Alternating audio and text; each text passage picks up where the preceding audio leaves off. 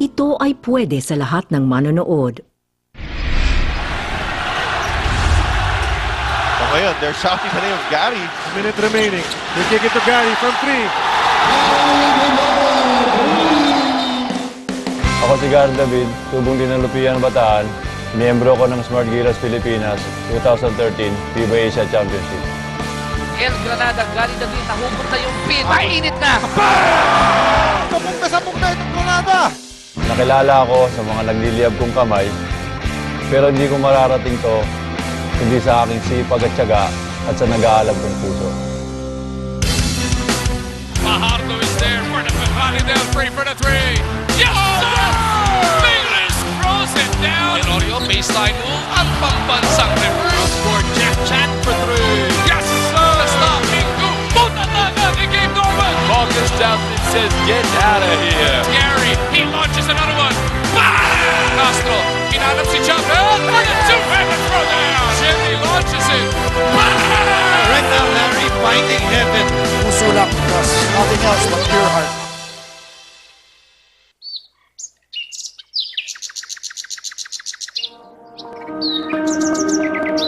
Nagtiis kami na hindi namin kasama yung father ko dahil nag-OFW siya sa Saudi. Pagka-Saudi ng tatay ko, nakabili siya ng lupa na sakahan. Tapos ayun yung tinutukan namin na palaguin. Nag-start akong maglaro ng basketball kasi bata pa ako. Laging nagpapadala ng bola ng basketball yung tatay ko dahil nasa Saudi siya. Kahit sa parte ng bahay, naglalagay ako ng mga ring.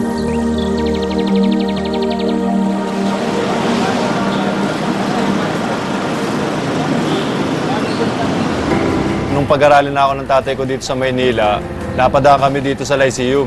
Eh sabi ko sa ate ko, ate, Lyceum to, di ba? Pwede ba tayo mag-exam dyan kako? Kasi nabasa ko sa magazine, doon nag-aaral si Ato Agustin. Kumuha rin kami ng entrance exam, 1 linggo lang siguro, pumasa na ako.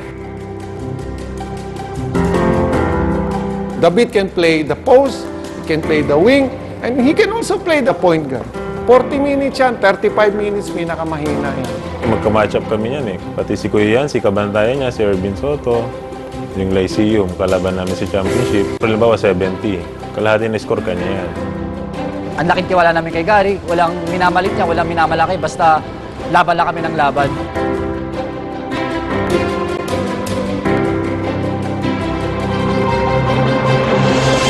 Yung rotation ko dati, nag-uumpisa kay Renren, pangalawa si Ronald Tubid, at pangatlo lang si Gary. Sinasabi niya sa akin, Gary, tandaan mo, kahit na third stringer ka, malaki yung papel mo dito sa team. He makes things happen.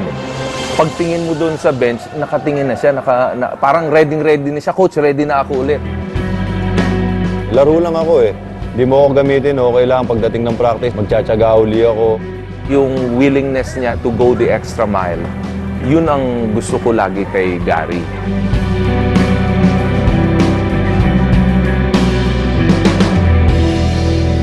Nung bubuin namin yung power rate, pinik namin si JB tsaka si Marcio. Sinamahan pa namin ng Dog Kramer, Sean Anthony, si Lino Cruz. Parang isang pamilya kami eh.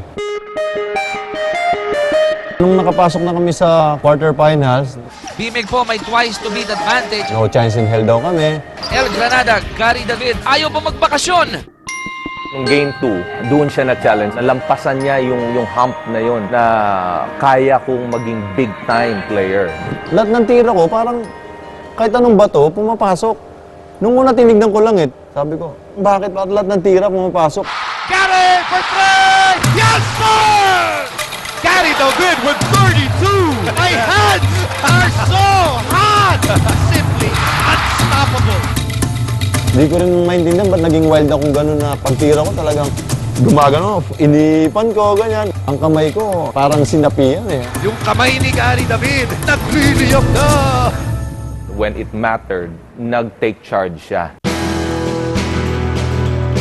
Yung conference na yun ay yung nagbigay sa akin ng talagang malaking break. Ayun din yung nagbukas sa mata ng Gilas Pilipinas, nakunin ako.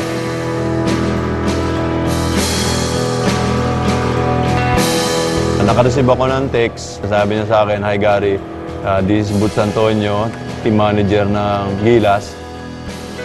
Yung sulat na ginawa natin na commitment letter, tatawagan ko si Gary. Sabi ko, "Boss, akin na." pipirmahan ko na agad, di ko pababasahin. Alam kong may tutulong ako sa Gilas.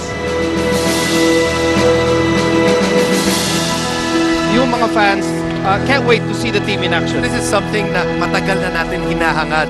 Ito yung first game ko bilang isang Gilas player. Pagtira ko yan, siguradong papasok na kaya nung nakita ko na block, akala ko hindi nila tatawagan ng goaltending. Goaltending naman, kaya yun, unang pasok ko, unang tira ko, pasok. Mataas na yung kumpiyansa ko pero ang haba din ng mga Saudi Nilabas muna ako ni Coach dahil hindi pumapasok yung mga tira ko. Medyo mababa yung shooting percentage ko. Lahat naman kami. Kasi nga, tulad ng sabi ko, talaga excited kami, nanggigil kami sa first game. Pero suma total, panalo pa rin. A crucial game early on in the stage. Malaki yung expectation sa akin ng mga kababayan natin. No? Tapos yung pressure nandun pa. Kaya hindi pa ganun kaganda yung laro ko. Pero hindi ako makashoot.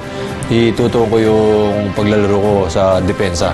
Panalo uli sa Jordan, 2-0 kami. I think this is the most anticipated game of all. Laban na to para sa buong Pilipinas at mga kababayan natin sa Taipei. Bonacer for 3. Yes, sir!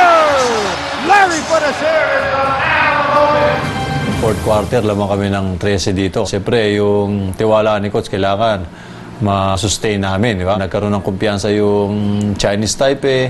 Jeff drives, locates Gary David. Gary opens the reverse. That's frustrating for Gary because that's a shot that he makes with his eyes closed. Nagtuloy-tuloy pa rin yung panlalamig ko dito sa game na to. Dito na naglabasan yung mga naninira sa akin. Hindi naman daw nila talaga ako maasahan sa outside shooting. Parang tsambahan lang daw yung laro ko.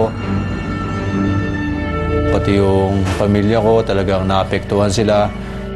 Sad na rin ako dahil nga wala sa amin si Daddy tapos hindi pa siya nakakashoot. Sanay kasi siya, tinitingnan niya yung score ng daddy niya. Tinitingnan niya, Mami, ba't walang score si Daddy? Sabi ko, basta maganda yung laro ni Daddy, hindi laging may score. Grabe yung mga nababasa daw nila sa social media. One time, sinabi ko sa kanya yung about sa Twitter. Sabi niya, Honey, huwag kang mag-alala, basta pag sa game, smile ka lang, okay na ako. Kailangan ko ng talaga magpakita para yung mga nagda-doubt sa akin talagang nagkamali sila. It will be interesting to see how our players respond to that Twitter loss against Chinese Taipei. Dito ako nagsabi kay Coach na, Coach, baka pwedeng hindi mo muna ako i-first 5. Ito lang Gilas niya. Good job! He has fire in his eyes. Tambak na yung Japan. Sinabi sa akin ni Cap Jimmy na maglaro lang ako ng maayos, tumira lang ako. You know, we would talk to Gary during morning shoot around and just say, hey, we know what you're capable of. All it takes is one shot. First basket ko dito sa Japan. Tingnan, makikita natin dyan, lilayap na lang si Jimmy pero nakita niya pa ako, binigay niya pa para magtuloy-tuloy at mabuhayin yung kumpiyansa ko. Gary D who gets the basket inside. The entire team knew that it was just a matter of time. So ngayon, they're shouting the name of Gary. Kahit natambak na kalaban, tapos nakashoot ako ng 3 points, akala mo yung pag-react ng crowds dito sa akin, parang ako yung nagpanalo ng game. They kick it to Gary from 3. Naalala ko nung nag-3 points siya, napaiyak ako. Kasi yun yung first time na nagka-point si Daddy. Tears of joy siya. Yung mga haters ko na naramdaman ko sa Chinese Taipei Games dito sa Japan, gumahanggang ng kahit papaano. Pagtutulungan naman kasamahan ko na mabuhay nila yung kumpiyansa ko sa paglalaro, talagang hindi sila tumigil sa kakasuporta sa akin.